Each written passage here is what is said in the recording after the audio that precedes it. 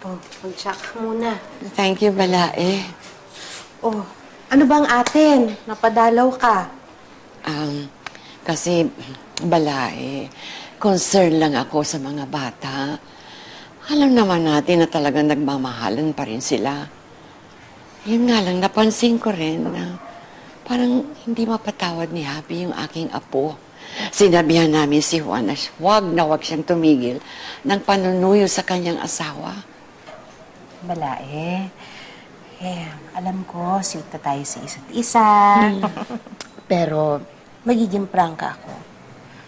Ako din naman, hindi pa rin naniniwala na nagbago na si Juan.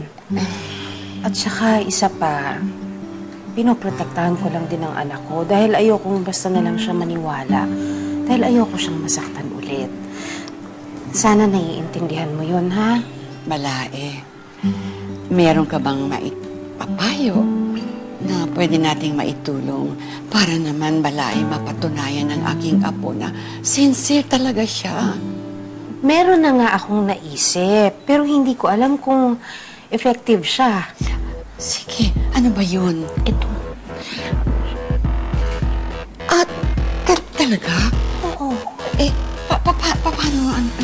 Basta ako nang bahala. Approve sa akin yan, Balae. At sigurado ako, ha, kayang gawin ni Juan yan.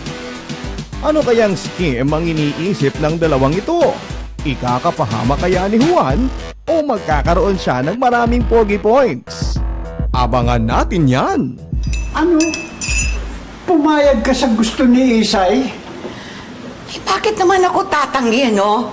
Confident naman ako sa apo natin. Ay, sisiw lang yun sa kanya. Aba, ako natatakot.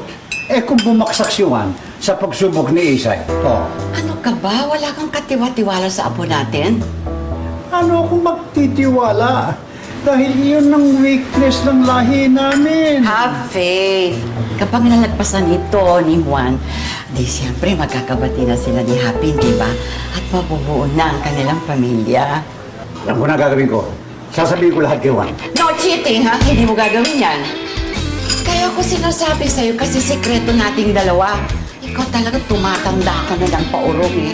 Palibasa. Naulyanin ka na. Eh. Wow! Huy! Ang galing ng barangay! Iyon! Pasok! Yes! Oh, 6-9 ang ending. Isay! 6-9 ang ending! Panalo tayo! Woo! Opo. Lapit. Isay! Ano ba? Ingay-ingay, oh. Wala eh.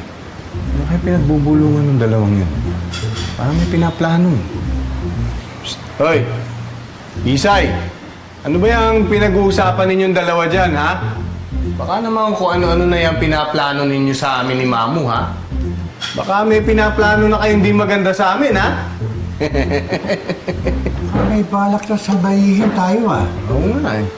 Hoy! Game ka nito, ha? Pwede ba usapang babae ito na kayo makialam? Manood na lang kayo ng basketball. Oo nga. Isay! Bakit di mo na lang sabihin sa akin? Sige ka, ikaw rin. Hindi kita hahatiin dun sa pinanalo. Ba, ano akala mo? Ilalaglag ko sa yung mga pinag-uusapan namin ni Mamu? Ako, hindi mo kami mabibili mga babae, no? Sa ina yung pera mo. Diba, no, Mamu? Yan. Aba, may papir-apir pa kayo.